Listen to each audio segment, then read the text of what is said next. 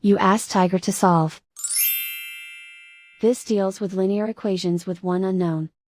The final result is u equals 22/7.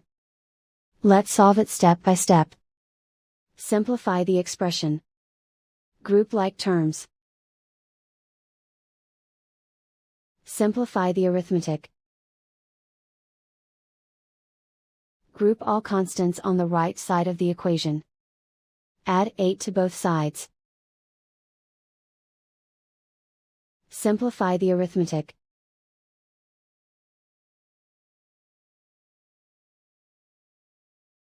Isolate the u. Divide both sides by 14. Simplify the fraction. Find the greatest common factor of the numerator and denominator.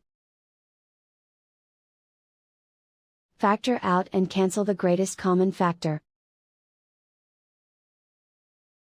And so the final result is u equals 22/7.